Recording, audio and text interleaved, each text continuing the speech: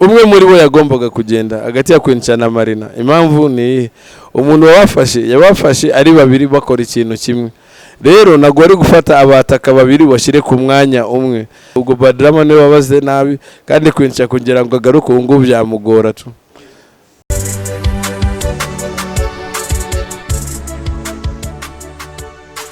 Celebs Magazine Show. Rafiki bariya n'abantu bakuru. Ni n'abantu nafata ko bigiza conservative cyane. N'abantu baje bakora bagendera kuri ritime y'ibintu bihari, bagendera nguko nyine nakubwiraga ko ama radio ahari n'ibindi nk'ibyo ngibyo. Ariko baza kwibagirwa kugendana n'igihe. Icyo mvuga kugendana n'igihe n'iki? Bo babonye Facebook zije, babona YouTube ziraje, babona TikTok ziraje n'izindi mbuga nk'izo ngizo. Bafata ko nta kintu zivuze. Urumva ku buryo na n'ubwo ushobora kumubaza ngo ariko se ukoresha izihe mbuga nkoranyambaga, ugiye kureba wasanga ariko zigitangira cyangwa zikiri ntoya cyane kandi zakagombye kuba ari nini kuko zaje areba yakagombye kuba yaratangiranye nazo. Sasa rero izo radio rero nazo abantu bari bamuzi cyangwa se abantu bazi ko ari Rafiki, bazi ibihangano bye, bumva ko ari Rafiki nyine igihangano cyari ikintu gikaze. Abasigaye kuri ayo maradiyo ni bake, abandi bagiye bigendera bajya mu bindi, abasigayemo ni bake. Rero abasigaye batoya nabo baziranye n'abandi batoya gusa. Abo batoya nibo bahurira ahantu, nibo basangira izo byeri, nibo basangira abakobwa, nibo basangira ubuzima bwabo busanzwe. Nta hantu Rafiki ashobora kugenda ahurire nabo.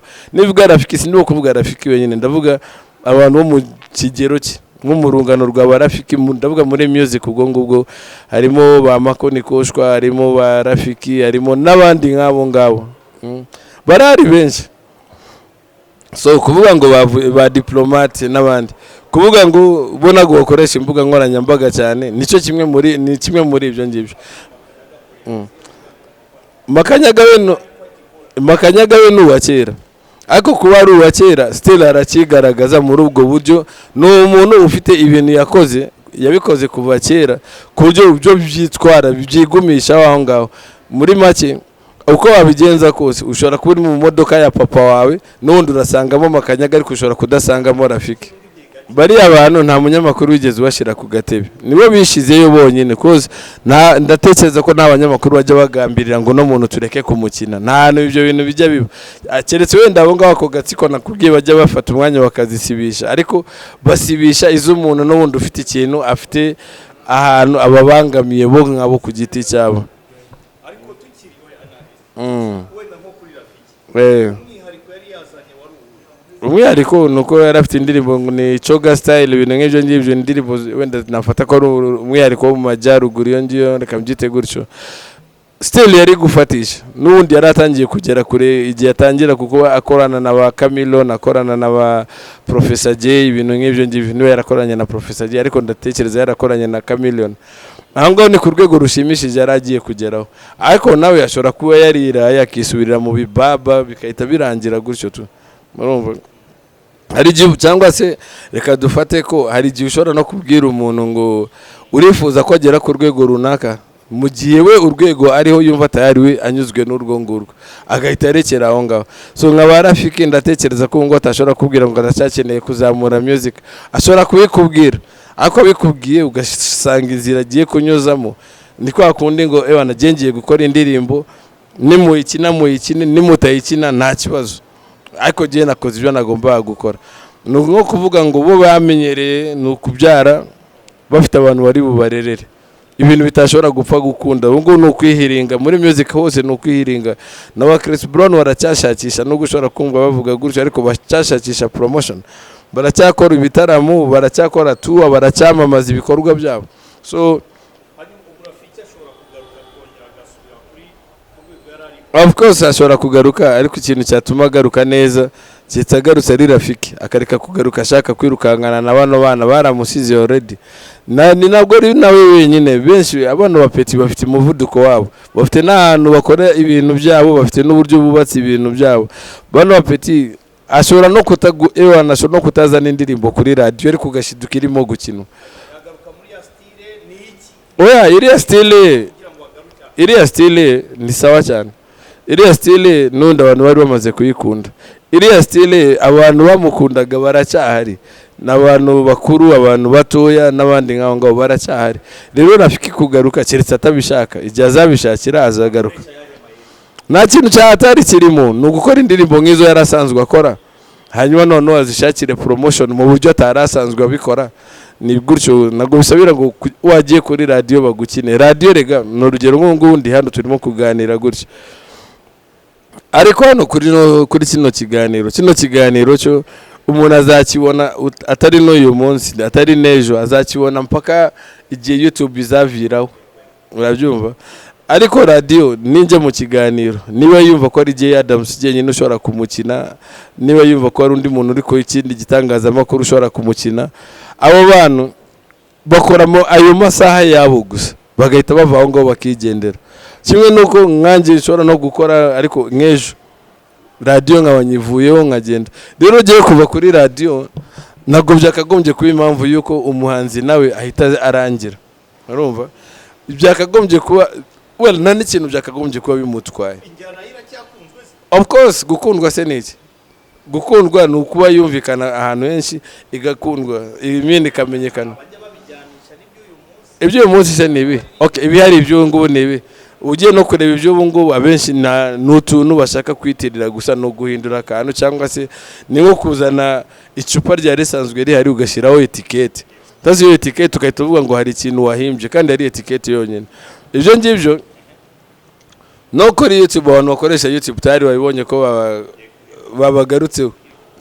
Ni ibintu n'undi nanjye nabibabwiye kuva kera, ariko bavuga ngo Adams akunda kuvuga ngo bijyanye no gushishura. So ubu ngo tuvuze ko YouTube yabujije abantu gushishura nabambeshye.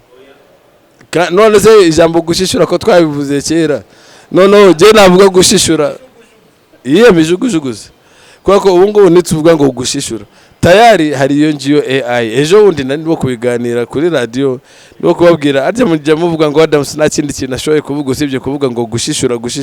Fine, ubuze ko YouTube none nayo irimo kubabwira ngo mureke gushishura. Ubu ngo nabwo nijye wagiye kuri YouTube kubabwira ngo mureke gushishura. Kandi ubwo icyo nshaka kukubwira ni iki, umuntu yakagombye gukora akoresha ubwenge, ntabwo ari gufata ibintu by'abandi ngo ugire gute. Kandi si ndatekereza ko n'ibyo ngibyo nyuma yuko AI ije nayo ikaba kimwe mu bintu bishobora gukora ibintu, ari indirimbo, ari video, ari iki. Ndatekereza ko noneho na YouTube nyuma y'ibyo ngibyo wenda izasubiraho noneho irebe abantu bakora ibintu bya original bya nyabyo, usibye ko wenda nabyo yari isanzwe ibikora, ariko izo mbaraga nago zari zirimo nyinshi cyane uko yakagombye. Cause izo strike ibyo ngibyo ama warning n'ama strike igenda ihereza umuntu iyo ushizeho ikintu kitari cyawe, cyakagombye ko ari ibyo koko. Noneho bigatuma abantu baba creative kurusha ukuntu bibeshera.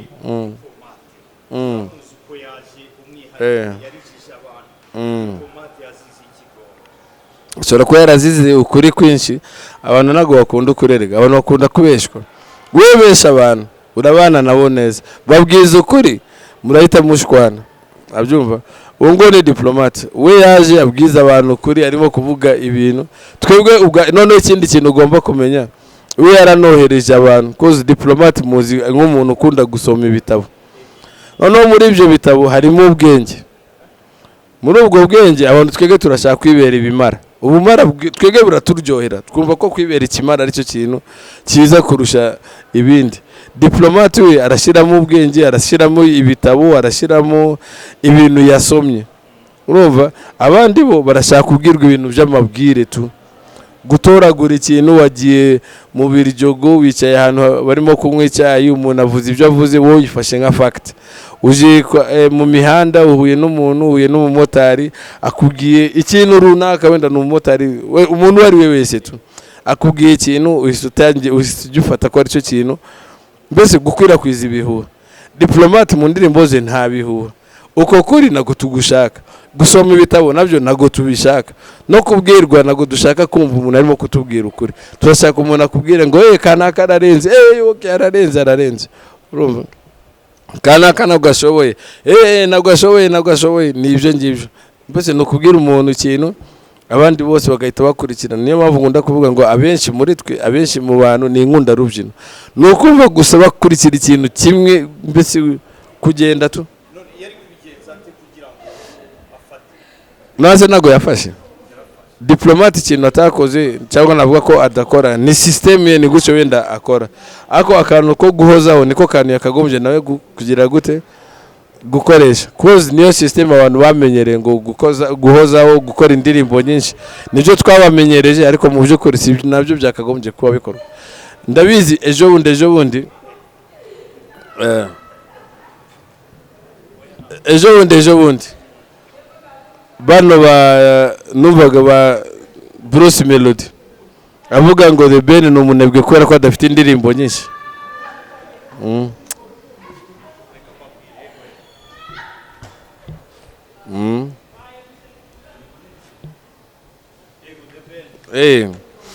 So The Ben bigeze kumufata bakajya bavuga ko ari umunebwe kubera ko adafite ibiririmbo byinshi. So abafite byinshi nabo ni ibintu birangwa by'indahekana tu. Ni indirimbo iza hagahita gukurikiraho iyindi n'iyindi. So wenda muri make mu myaka ndatekereza ari mu mwaka ushize aho Bruce Melody avugaga ngo The Ben ni umunebwe. Kugeza ubu ngo umuvuduko wa Bruce Melody wungana iki? Ibyo biririmbo yakoraga byinshi ubu ngo biri urabyumva. So hari igihe bitari ngombwa noneho nibyandi nakubwiraga ngo tukunda kugendera mu gihuha uvuga ikintu ngiye kuko yaho urugero n'ubundi nigarukeho nkanje Adams ndagenda nkaceceka nkihorera abantu bakikorera ibyo bashaka gukora n'ibiki mu mihanda hose. Adams yarazimye. Adams man byaramushiranye. Adams yarashaje urabyumva. Adams yababwira ngo none yagaruka akababwira ngo ikintu kimeze gutya na gutya ngo ariko Adams aratwanga none Adams arabanga. Adams yarazimye. Adams muri byose niki ni inzimyi ni umuntu wakubita ni umuntu ukora iki urabyumva. Adams aragarutse ngo ariko Adams aratwanga sawa. Adams aracecetse ngo ariko Adams yarazimye none se washaka umuntu akora iki yaba ngaho ngo nabahanzi niyo bavuga ngo Adams ngo turamukize yarazimye urabyumva. Kandi icyo nakubwira cyo ni izina ry'Imana abahanzi bari ngo bitwa ngo nabahanzi bazaza bagende nyihari ni izina ry'Imana ndabikubwira.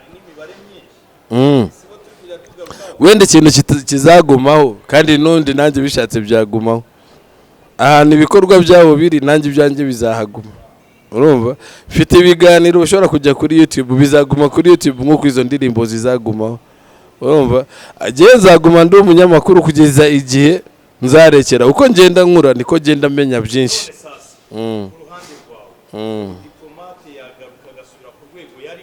No kururenga ahubwo biroroshye cyane no kureba ibisabwa we akareba ngo message none iyo message ikenewe ni iyi ni ubizi we ni muhanzi. wowe ni wowe umukurikirana ni wowe ubona ibyagombye kubakora. Oya ni wowe uzi. Oya we ku giti cye iyo ni business ye umva. Abona bihagije nta kibazo ubundi iyo ni business ye niwe uri mu bucuruzi bwe. Niba abona bimukwiriye gutyo nta kibazo.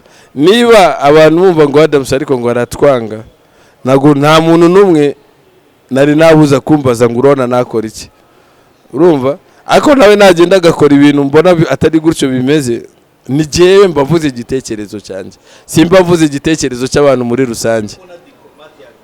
Biroroshye nabishaka zansanga turaziranye n'umuntu wanjye nyine icyo nakubwiye cyo indirimbo akora nabwo ari mbi ni n'indirimbo nziza pe ariko audience arimo kuziha nihe audience urumva kuko hari n'abantu ushobora guhereza ikintu ugasanga icyo urimo kubabwira nta n'ahantu bihuriye nabyo.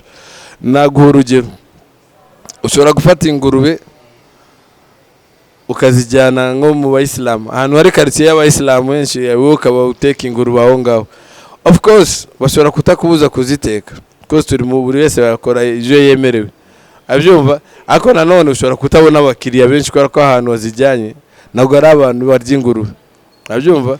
N'inzoga ni gutyo ushobora kujya ahantu mu badive nahe ukayitereka aho ngo wenda hariya njya numva ngo ni igitwe niba ari hehe ugashirayo akabari.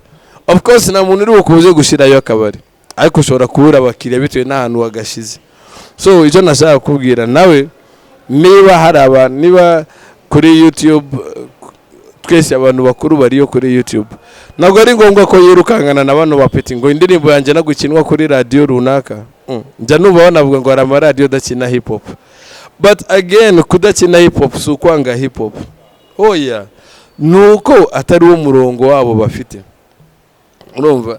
Ntabwo bakagombye kuvuga ngo jewe Bruce Melody, jewe The Ben, jewe Juno Kizigenza, jewe Ishkevin n'abandi jewe Bwiza, jewe Knowless.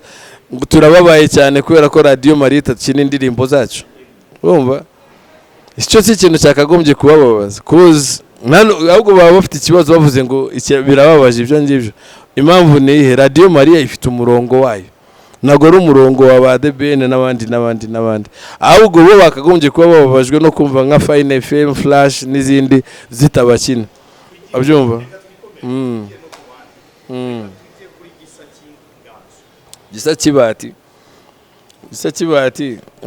Gisa cy'inganzo ahantu agira ikibazo nuko ari umuhanga cyane kandi nawe akaba abizi ku buryo ubwenge bwe akenshi afata umwanya bwo kugabanya cyangwa se kubuyobyaho gake. Ejo mvuga nuko nanjye mbizi ko atari ubwa mbere wasanga afunzwe azira cyangwa se bamujyanye mu bigo ngororamuco kubera ibiyobyabwenge. Ndatekereza ibyo ngibyo ari cyo kintu cya mbere kimwangiriza. Usibye ko ubundi mu buzima busanzwe nuko turi mu Rwanda nyine.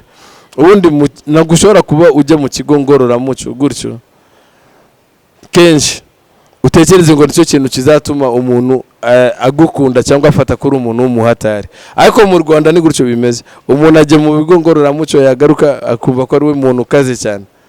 Abyumva? Hari n'abandi baba baravuye wenda nfate ko bahita basinda ubustari. Bahita basinda kandi bagahita basinda vuba vuba. Ndaguha urugero rwa kano gapeti ngo ni Afrique. Ko gakoze indirimbo usizi ko kari kakoze zingahe mbere yuko gakora iriya yamenyekanye niba ari Agatunda. Nyuma y'Agatunda ahise asara. Urumva?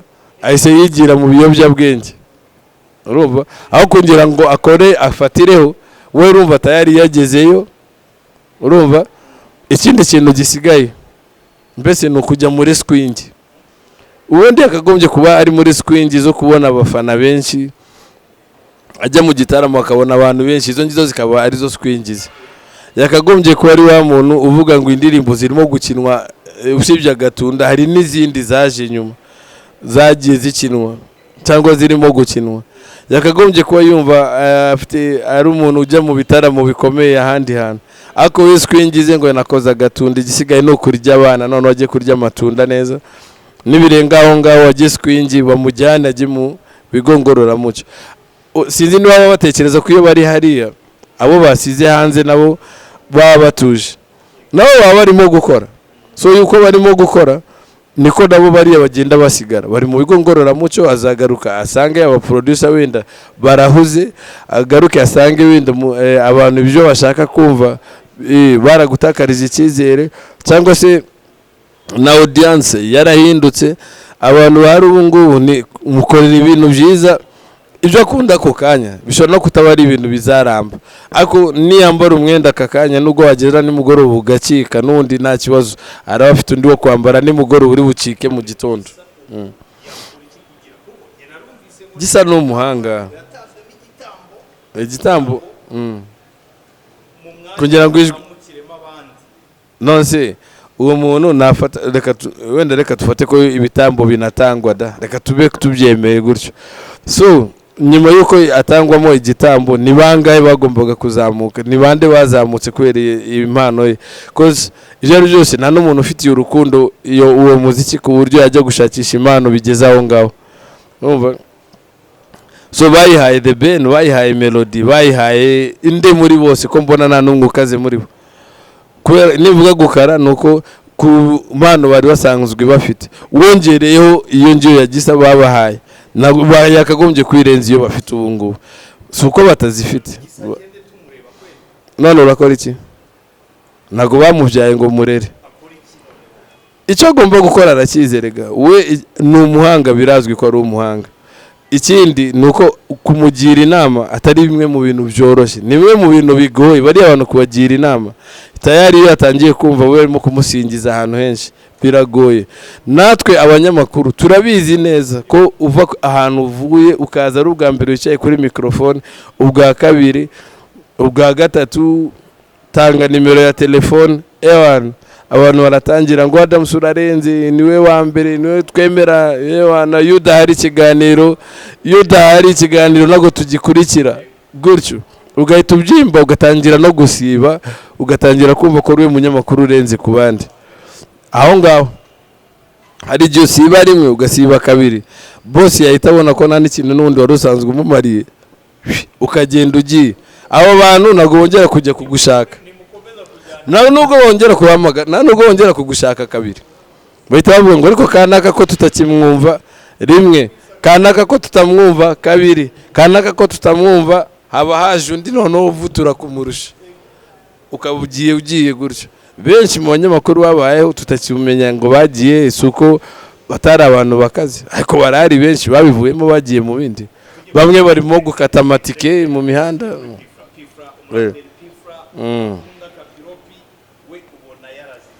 Pifla nta kintu yazize, kubera ko n'ubundi Pifla ntabwo ari wa muntu wahoze atwika ngo yari ku maradiyo hahiye hakoze ibiki. Ariko Pifla ndaguhamiriza ko ugiye mu muhanda, ndavuga kuri street, kuri abantu bo muri underground bitwa ngo bari underground, nta n'umuntu wanamukurikira. Icyo bitamumariye kuri we arakizi, kozi niba nta mafaranga, erega buri muntu wese haba hari ibintu ushobora kubona umuntu ukagira ngo ibyo ngibyo birahagije ko nawe amera nkawe. Ndaguha still ndongera nigarukeho, abantu benshi bazi ngo kubera kumeze ngo kubera ko ndi Adams nakagombye kuba n'ibyana byinshi cyane, urumva, ngo kubera ko ndi Adams nakagombye kuba ntwara imodoka, urumva, ngo kubera ko ndi Adams sinakagombye kuba nkodesha, ngo ujye mbaye wowe, kandi mu by'ukuri ntabwo byakunda kwa bagiye. Icyambere ushobora kuvuga imodoka, nzigendamo ndanazikunda pe, reka mfate ko nzikunda, mba numva atari utuntu twanjye. Impamvu ushobora kuba wenda ari uko nabikoze kuva kera, navutse mu rugo nsanga imodoka zihari, zari zirimo na ebyiri.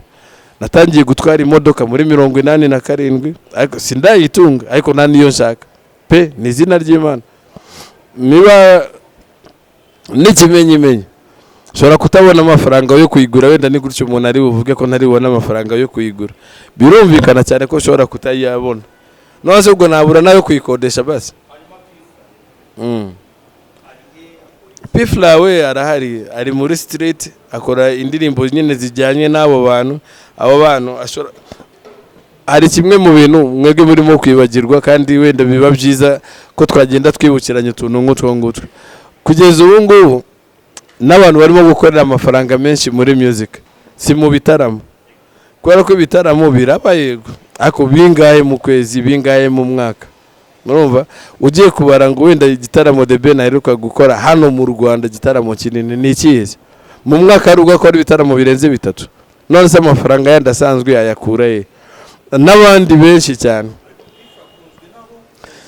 of course. Yego, nanjye nicyo kintu ndimo kugusobanurira.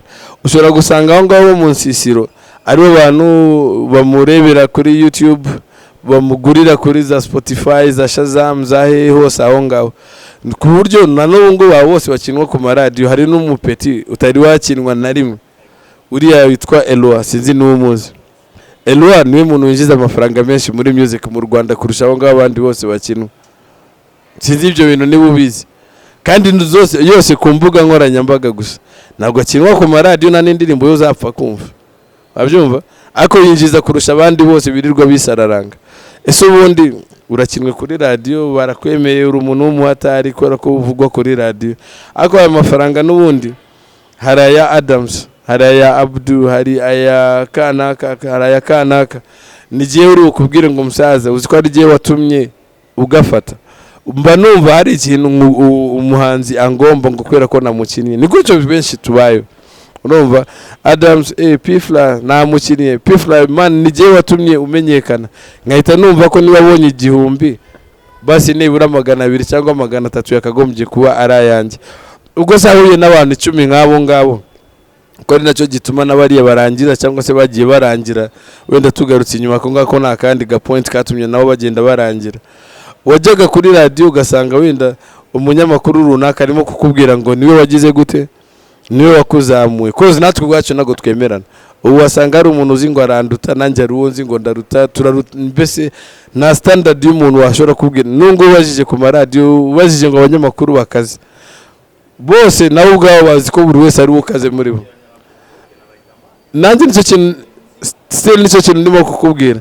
Aho ngaho ashobora kuba afite umunyamakuru umwe umubwira ngo nigiye wakuzamuye, hakaza nundi muri make we iyo abonye amafaranga ahitamo kugenda kuyasaranganya babandi bamuzamuye. Urumva ari nacyo kintu cyajyanye ba Pifla, aho ngaho ba Rafiki n'abandi benshi, koze bagomba kuyasaranganya n'abandi bantu. Mu gihe wowe ushobora gukora indirimbo yawe ukayishyira kuri mbuga nkoranyambaga zawe, wosangira n'izo mbuga ndi bantu bakubwira ngo barakuzamuye. So Bulldog kuba ahari arahari, Riderman kuba ahari arahari, style z'abantu nizo zitandukanye. Iya Pifla n'undi bahuriye n'abantu kwa Riderman cyangwa se kwa Bulldog n'undi arabakoma.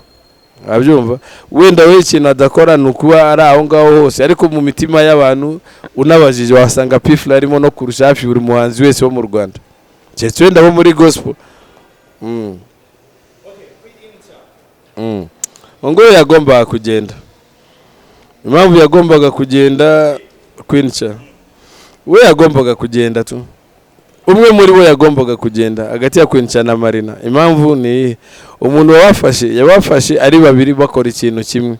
Rero nago ari gufata abataka babiri washyire ku mwanya umwe. Ni nkuko ni urugero ku muntu ukina ku mwanya nimero, sinzi football neza, ariko ndatekereza ko hari abantu bakina mu mwanya kuri nimero 9. Sinzi niba Messi akina kuri nimero 9 cyangwa se na Mbappe. Reka mfate ko bose bakina kuri nimero 9, ufashe Cristiano, ufashe Mbappe, ufashe Messi. Ibi uko wabigenza kose kuri uwo mwanya wa 9 babiri baba bagomba kwicara. Urumva umwe akajya mu kibuga. So ni gutyo byagomba kugenda. Ubwo Badrama ne wabaze nabi kandi Queencha kugira ngo agaruke ngo byamugora tu. Tasi yabaye umubyeyi tayari inshingano zabaye nyinshi ku buryo kugaruka bigoye. Ni mwebwe mwabyumvaga gutyo, nabwo mwabibonaga gutyo. Mwindi ndimbo yagiye aririmba nziza, ni mwebwe muzi ko ari nziza. Ako niba zikire nziza kuki zitagikinwa? Turacyumviza abamakanyaga. Ufashe umwanya ukumva indirimbo ya Kayirebwa wayumva, ufashe ya Miss Jojo wayumva, ya Miss Chanel wayumva. So iza Queencha indirimbo ushobora kumva ukahita uvuga ngo iyi ndirimbo ndayikunze. Nayikubwiye kandi ndongera mbigusubiriremo. Ngo ukuntu tumeze ubushaka akantu kako kanya kahite kava mu nzira haza kandi nazo ndi wabonaga ariho yarahari nyine kuko abanyamakuru bagomba kumushyiraho. Ariko ngo abanyamakuru nabo nta kintu cyatari bakivuze, cause niwanga kumukina actually genda shishikariza n'abantu bakora music, abahanzi muzigire mwumva abanyamakuru ibintu bababwira bababeshya. Ufashe amafaranga yawe ukagenda ukamamaza imbuga nkoranyambaga zawe, ayo mafaranga wakoresha makeya kurusha kuyasaranganya mu banyamakuru. Abanyamakuru nta kintu cyatari. Ahantu dukura indirimbo za Chris Brown, ahantu dukura indirimbo za Burna Boy, ahantu dukura indirimbo za Tyler, ahantu dukura indirimbo za Era Star. Wowe nawe genda uzishira aho ngaho. Nizitanakinwa hano zizakinwa mu kindi gihugu zipfa kuba ari nziza. Wowe kora indirimbo nziza nkuko tudahura na ba Chris Brown ngo baduhereze indirimbo. Niko nizawe bitazasaba ko uhura n'umuntu wo muri Kenya, Tanzania, Uganda, Amerika, Venezuela, hehe hose iyo ngiyo. Yumve ko indirimbo ari nziza ayikine. Ntabwo yamusigiye ikibuga, Marina aracyahari. Ariko we mu bintu yagiyemo ibyinshi bitandukanye na music. We yagiye mu bintu bitafite n'ikindi kintu bimumariye, ndatekereza ko ari gutyo bimeze. So kuba ari Marina aho kugira ngo twumve music ye cyane, turimo kumva ibindi bintu bitadufitiye akamaro. Turumva ngo yagiye kwibagisha ikibuno, sinzi yagiye ikibuno na music bihuriye he? Ko twamumenye nta kibuno afite. Urumva? So hari ibintu abantu bafata umwanya bakawangiza tu. Urashaka kwigira nka Nicki Minaj, we yaje yibrandinza amabuno, we waje wibrandinza ikindi, guma nibyo ngibyo. Noneho atandukanye n'uwagombaga kumushoramo, ahuye wenda n'abandi batafite imbaraga zinganye. So nawe yakagombye kwiga ikibuga. Niyo mpamvu nakubwiye ngo abahigi bo ni benshi, imbwa n'imwe ariko abahigi ni benshi. So sinzi iyo mbwa ko izamenya inzira ya nyayo. Ndavuga music yo mu Rwanda yo ni imwe, ariko noneho kugira ngo izamenye icyerekezo, buri muntu wese aravuga ngo ni wewe. Nta nubwo bashobora kwemera kuvuga ngo reka tugende twicare dutegure tuvuge ngo noneho music yacu tugiye gukora ni music imeze gutya. Ibyo ngibyo biba hanze gusa, nibo biyemeje ibintu nk'ibyo ngibyo. Aba producer nago bashobora kuvuga ngo je mfite akandi gasoft cyangwa se mfite izindi plugin nabonye nshasha. Oya, bashaka igumane wenyine. Niba ari ihuriro ry'abahanzi nuko ryumva ari hari aho ngaho gusa, ariko nagushobora kumenya ngo iryo huriro ribamariye iki bo ubwabo. Byonyine ugiye no muri iyo ministeri ndatekereza batashobora kukubwira abahanzi abo bafitiye inshingano, nago babakubwira ko ntabahari. Murumva ejo bundi numvise Coach Gael arimo kuvuga ngo abahanzi ngo nago bungukira mu bihangano byabo, ngo ababicuranga nago babaha amafaranga. Fine, ni ibintu Coach Gael arimo kuvuga muri 2025. Ibyo twabivuze kera, no tunabivuga. Yavuze ngo hari ishiramwe ryari hari hano ryitwa niba rishiramwe RSIU, avuga ngo nta kintu ryamaze, nta n'ikintu ryari kumara. N'ubundi ryari kukimara gute mu gihe byo byavuze ngo amaradiyo nta kin'indirimbo babishyuze n'ibiki. Ba nyiri izo ndirimbo byo ubwanjye icyo gihe nakoraga kuri City Radio, nakiriye amabaruwa agiye atandukanye. Baruwa yitwa Gahunzire, icyo gihe wazari hari ikintu yarashinzwe muri The Men. Nakiriye baruwa ya Clement Kina Music avuga ngo twebwe indirimbo zacu turazibaha muzikine ku buntu, nta kintu dushaka, twebwe icyo dushaka ni ugukina indirimbo zacu. Ibyo byonyine sinzi urwego bari bagezeho rw'imitekerereze. Niba ubu ngubu noneho Coach Gael ababwira ngo byaba byiza izo ndirimbo zanyu zishwe, sinzi niba bazagaruka bongere bumve ko hari imbogamizi zirimo, kandi koko bavugaga imbogamizi zabo ugasanga wenda bimwe birumvikana ibindi ntago byumvikana. So niba indirimbo iri bukinwe kuri radio, kubiri bukinwe bivuze ko iri bwishyure.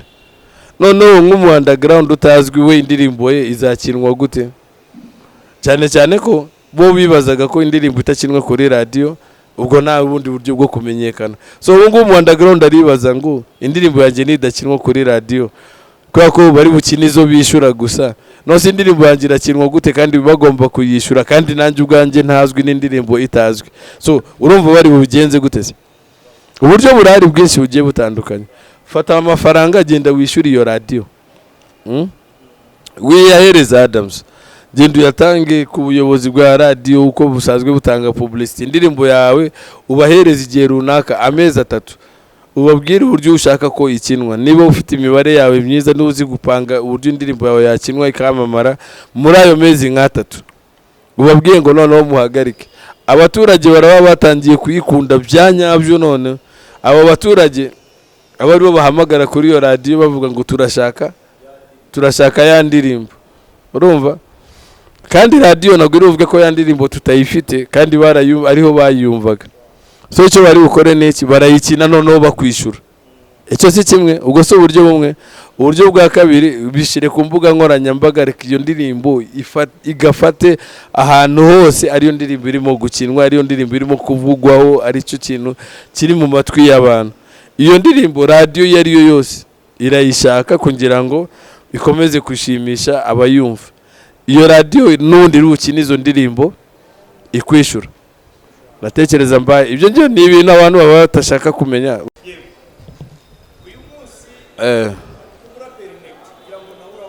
Ndamuzi nawe nakubwira ko hari igihe kigera, nanubwo ari bo bonyine bibayo, biba ku bantu benshi. Umuntu akagera ku rwego runaka akumva ko tayari yagezeyo, akibagirwa ko umwanya wa mbere niwo mwanya wa mbere ugoye, niwo mwanya wa mbere woroshe kugeramo, ariko niwo mwanya wa mbere ugoye kugumaho.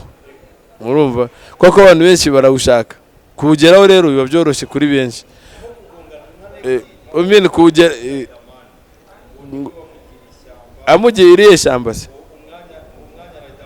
yaramuroze nose niba ikiza nuko abizi ko bamuroze aho baroga naho ngaho honyine nubwo bajya kurogora niba wowe wabuze indwara ukananirwa kujya kwivuza niba uzi ko baroga ubwo genda ahandi hantu bakurogora urumva ubwo niba ari ibyo ngibyo azi ko yazize uburozi ubwo yazize kwemera ko koko bamuroze hanyuma noneho aranabihamya ku bantu nawe ubwo yarabihamiriza aravuga ngo giye misemo kubana na bino birozi urumva bitabaye ari ibyo ngibyo yakagombye kujya kwirogoza ahandi because abantu barogora barahari nabo nanjye bashobora kundoga n'undi bamuroga n'ibindi nk'ibyo ngibyo usibye ko nabyo ni ukubeshya bavuze ngo wenda umuntu bashobora kumuroga kugira ngo azime arangire mu bantu bakagombye kuba bararoze baranafatanije ari benshi ntekereza ko nanjye mbamo because ari abo bahanzi hafi reka mbita abahanzi hafi ya bose nabise abahaje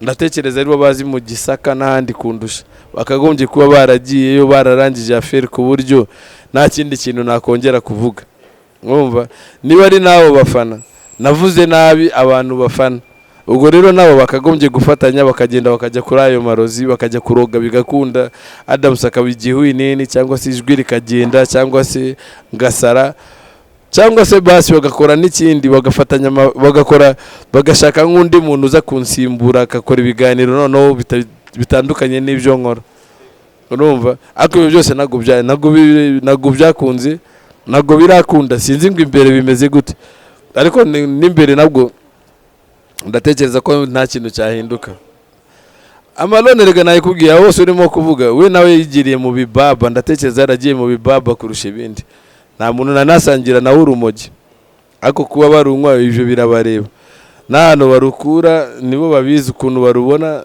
birabareba ibyo ngibyo so mu buhanga bwabo hari igihe bagera ahantu niba ari depression niba ari ukumva ko bagezeyo ariko ndatekereza ko ni intego zabo ziba zigeze aho ngaho bumva tayari baragafashe byararangiye ari aho ngaho bagomba kugarukira hanyuma noneho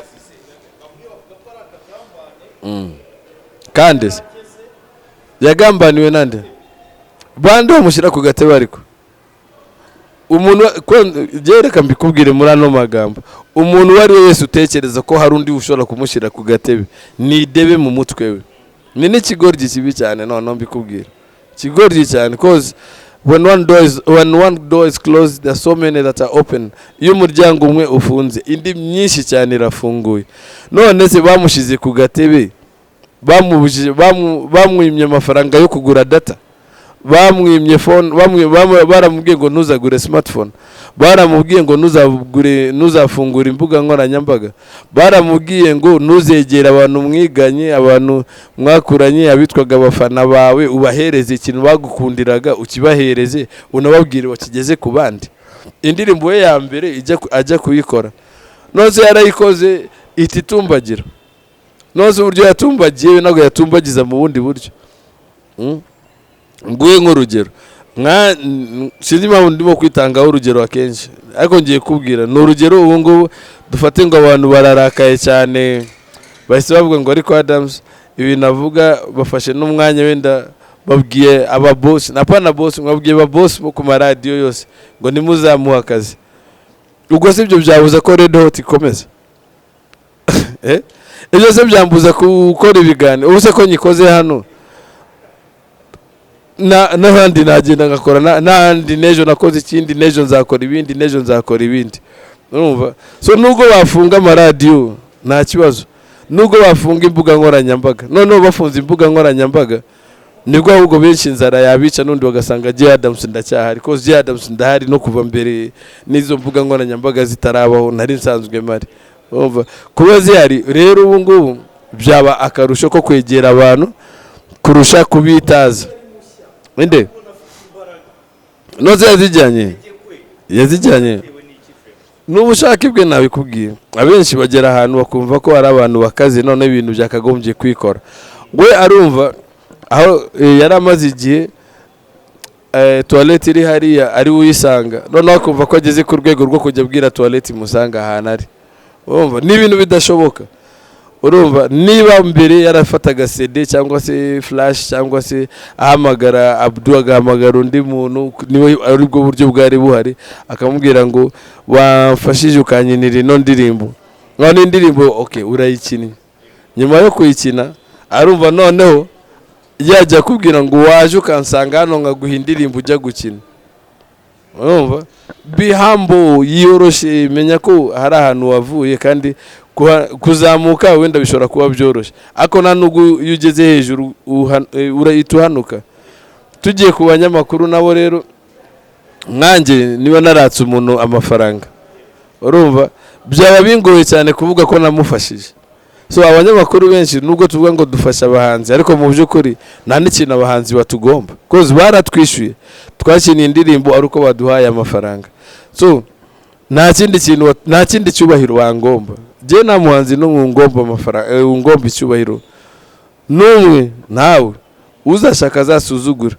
ariko by'umwihariko uwamaye amafaranga kugira ngo mukine uwo ngo azansuzugure double urumva ariko mu gihe adahari twubane twubahanye n'abandi sivuze ngo nta muntu ngomba icyubahiro bose giye mbagomba ibyubahiro buri wese ku giti cye n'ibyo mvuga mbivugira mu kazi nta kazi kanjye byarangira uwo duhuriye mu muhanda tugahuriramo uwo tuzahurira mu kabari tuzahuriramo uzashaka ko mubwire igitekerezo cyanjye zakimubwira ariko ntabwo nzamubwira mubwira ngo nudakora ibyo wari usanzwe ukora bizagenda nabi ahubwo nzamubaza ibyo ukora ubona bigenda neza noneho ngiye kuguha ubundi buryo cyangwa ikindi gitekerezo nacyo gikoresha ngiye kukiguha ku buntu gikoresha nubona gikora uzagikoresha nubona kidakora ntabwo ukihorere ubwo tuzashaka n'ikindi naho igitekerezo cya nyacyo si ukugenda ugaceceka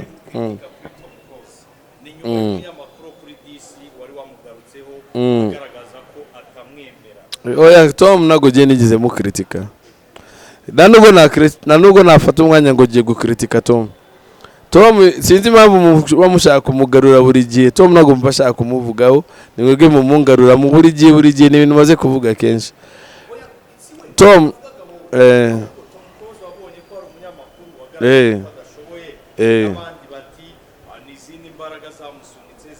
zasunitse nde icyo nakubwira cyo uwo munyamakuru ni umuntu ufite igitekerezo cye nk'uko n'undi wese afite igitekerezo cye muri abo ngabo wenda basakuje abenshi ndatekereza ko ari n'umuntu wumva Tom akamwumva gutyo gusa tu nta nubwo yashobora no kujya mu gitaramo cye n'indirimbo ze ntabwo azikunda ntabwo ari we wenyine na R. Kelly na Snoop Dogg na Chris Brown na Lil Wayne nundi bose ntabwo ari gutyo ushobora kuvuga ngo arakundwa n'abantu bose ngo kubera ko ndi Chris Brown nkundwa n'abantu bose n'Imana ari Imana hari abavuga ngo ino Mana nta kintu imaze ari Imana noneho so umuntu kuvuga uko we abitekereza n'uburenganzira bwe kubivuga gutyo ikibi yakora ni ugusesereza umuntu cyangwa guserereza cyangwa se gusebya umuntu ku giti cyanjye je mu ndirimbo ze suko atashobora kuririmba ariko ntabwo yari yankorera indirimbo uko giye numva yakagombye kuba iri nkanjye ariko ku bandi bazikunda biremewe kuzikunda gutyo noneho ibirenze kuri ibyo ngibyo sinavuga ko nafata ko indirimbo akora si itegeko ko nzikunda urumva sina ngombwa ko navuga ko ari nziza ariko inziza nayimubwira ko ari nziza imbi nayikubwira ko ari mbi na King James na Riderman n'abandi bose gutyo iyo washishuye ndakubwira ngo warayishishuye The Ben afite udushishwa twe afite n'izindi zitari udushishwa urumva Bruce Melody afite ibishishwa bye afite n'izitari ibishishwa Tom nawe nuko so kubivuga ntabwo ubuvuze ibintu bya atari ntabwo rero wenyine wayegukanye kandi n'ubundi hariyo system yo guhereza umuntu ibihembo bigiye bitandukanye cyane ko ntabwo yayegukanye kubera ko ari abantu bashatse kuyimuhereza reka tubifate gutyo sibyo yayegukanye kubera ko abafana babyishimiye siko kuri se nubwo rero sinzi impamvu mwamuteye amabuye icyo nzi cyo nuko uyu muntu yakoze igikorwa cyiza mu muhemba indabo, iby'amabuye sinzi ahantu biva, abyumva. So iby'amabuye sinzi ahantu byavuye, nuko abantu batabyishimiye, kandi abo ngabo batabyishimiye nibo bakagombye kuba aribo baciye urwo rubanza, bavuga ngo igikombe icyo gihembo siyo bagomba kugitwara. Umva ni gutyo babyumvaga, ariko kubera ko nyine bakimuha, kubera ko bagomba kukimuha, si nawe wenyine bamaze kugihereza, n'abantu benshi.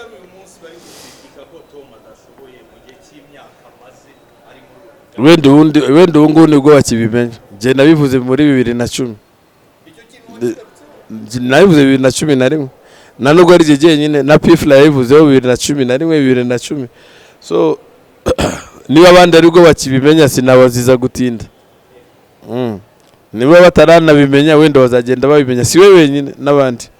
Niba naravuze ngo wenda hari ikintu cyitwa gushishura, abantu bakabyumva bakanga kubyemera, bakanga no kumva ko ari byo. Ariko ubu tugeze 2025, hashize imyaka 15, nibwo bamwe bavuga ngo gushishura bibaho. Kumbe gushishura bibaho, okay sawa. 2015 si imyaka 15. So je wabivuze icyo gihe mbere, ubu ngubu bagaruke noneho mbigenze gute? Mbakubite uboye bavuga ngo ibyo mvuga si ibyo, cyangwa se bakagenda bakajya no kubwira abantu ngo uriya n'umusinzi, uriya ni yanga u Rwanda. Bo bumva ko barimo kumvuga ibintu byiza cyane none.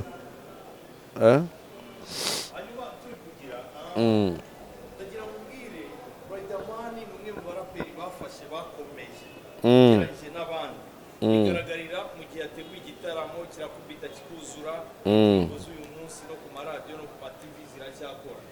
Ibanga yakoresheje rituma akomeza nafata ko discipline ye irimo. Hanyuma nabwo ari cyo cyonyine, nuko we ari umuraperi ariko ucuruza. We nibyo gucuruza, ashobora kwisanga agiye no mu bindi bintu, abandi kubera ko kwifungira ahantu bamwe bakumva ko ngo je nkora hip hop gusa, bikarangirira aho ngaho. Ngo je man je nzajya nkoresha ukuri kwanjye gusa, nzajya nkoresha hip hop gusa. Ariko Riderman we yegera n'abandi, ubuke ko afitanye aba collab n'abantu nka Dream Boy, afitanye collab n'abandi bantu bagiye batandukanye.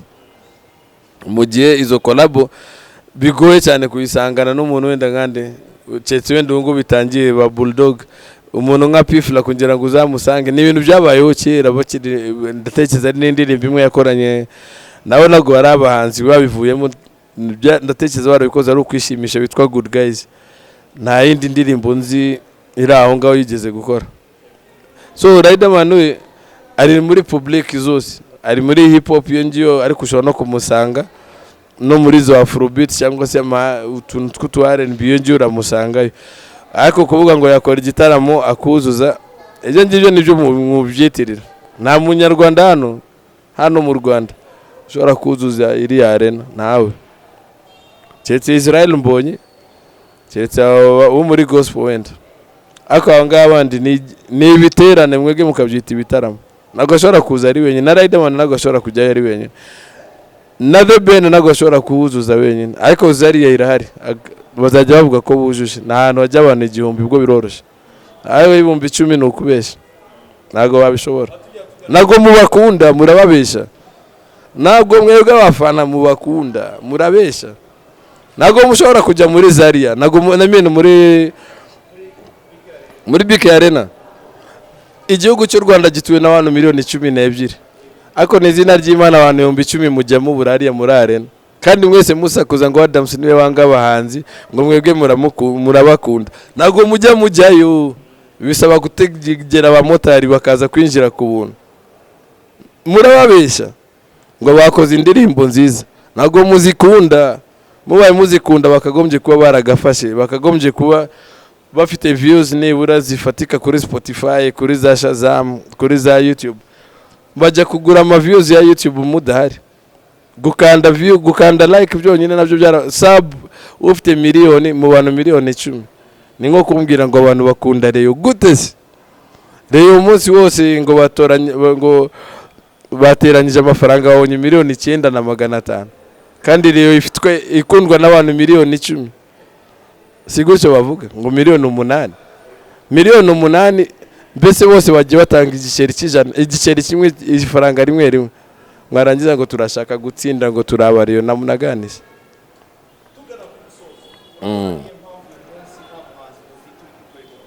nta n'uzajyayo mukomeje ibyo ngibyo.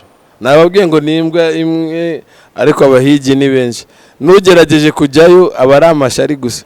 ubu ngubu murabona usi Bruce Melody ari he? Si mwavuga ngo agiye kugenda ari he? The Ben ari he? Yakoranye indirimbo na Shaggy, ariko na Tom Close yakoranye na Sean Kingston. Yakinwe yo ya Shaggy yo no nubwo yagiye kuri album yande mu ndirimbo zagomba kujya muri album ya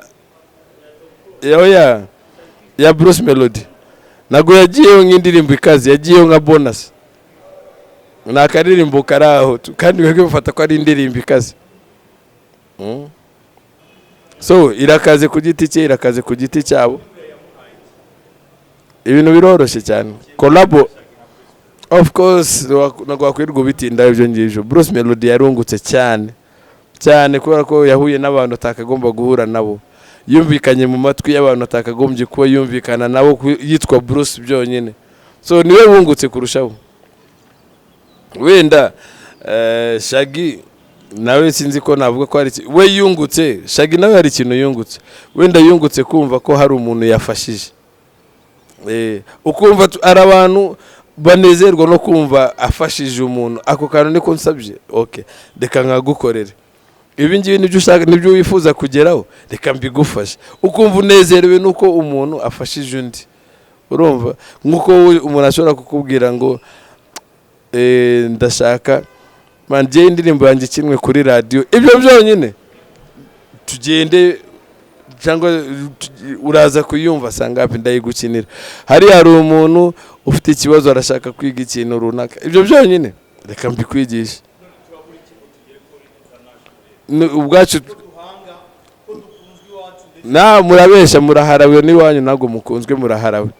Indirimbo ya Bruce Melody ukunza ni wowe ubwa akakanya ukunze ni akakanya. Indirimbo ya Bruce Melody ni none niba nazi yari za Bruce Melody, niba nazi yari za Ben, niba nazi yari n'indirimbo izuno munsi eje kabiragiye. Izo ndirimbo kugira ngo zihagume zikazi nuko zigomba kuba zifite akantu ko mu Rwanda kumwimemerere, kuko ko nago tuzigera tuva mu Rwanda ne tunaruvamo, nago bizigera bitubuza kuba abanyarwanda. Urumva? So iyo uri munyarwanda ukaba ufite ikintu kiwanyu aho ngaho tayari uba wagafasha. Naho nushaka kuba mu Nigeria, nyine tuzumva mu Nigeria twumviremo na Bruce Melody aho ngaho, ahita ava mu nzira nkuko n'uwo mu Nigeria we ari uhagume kuko we ari we. So indirimbo zikaze zabo nizi yagiye gukora collab wazanande na Diamond, igeze ko turimo kubona izindi za Diamond ya Melody igeze. Urabona siyo dutegereje ngo izazikaze ryari indirimbo, aho kugira ngo tunakurikira izo ndirimbo uraza ugasanga umuntu agiye gukora indirimbo igahura na Muyango wabunuje, abantu barimo kwivugira umuntu wabunuje indirimbo bakayibagirwa. Urumva ejo ugasanga indi ndirimbo yagombaga kuza ngo Robin Ngabo yavuze, iyo ndirimbo nayo igaswata. Urumva undi nawe ngo sinzi ngo byageze gute ngo Adams yavuze nayo igaswata. So urwo rukundo narwo mufite, ariko turabesha turabesha.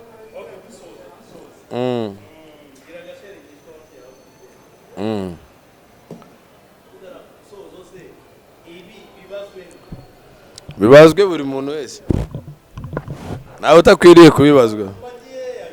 Ntabyo gutumbagira, uko gutumbagira bigarukiraho amafaranga ye agarukira. Ni nko kuvuga ngo aho kuriya mujamamara umwanya avuga kuri phone nuko afitemo airtime. Urumva iyo airtime ishize araceceka, abyumva. Sasa rero iyo airtime ndimo kuvuga, wowe komeza umbwire Melody, ariko nimbona gasoni singiye kujya mu kiganiro cya radio, ndagenda avuge Melody, muvuge ko nari umuntu kazi. Ariko nimugoroba nimba namazi kunywa amabyeri zanshizemo mitemura na Juno na wagasonesha, ejo Melody nta kintu tuzaba turimo kuvugana, ndimo kuvugana na Juno. nuko bimeze n'undi ubona Meddy kujya muri gospel akava muri sekira nta kirungo cyabayeho wowe wabonye byara nawe ku giti cye arabizi ko yahombye Melody Emine Meddy nawe ubwo arabizi cause iyo gospel nago tuyimuzimo ariko wayigiyemo kuyijyamo rero nago fan base abantu bakunda Meddy nago bamukunze muri gospel rero nago ari ihene ngo ari buterura zibwire ngo no munsi twimuke tujye ari baramureka agiye mu byo agiyemo kubera ko yagiyemo nabo basanzwe bafite abandi bo muri gospel bakundaga Wimana Aime bakundaga ba Tonzi bakundaga ba Gabi Kamanzi bakundaga n'abandi muri icyo gihe ndimo kuvuga icyo gihe wenda ba Israel Mbonyi bo bari bataraza urumva so abantu bazi muri gospel nabo ngabo urumva niba bashaka kujya muri gospel nshasha bazajya kwaba Krizo bazajya kwaba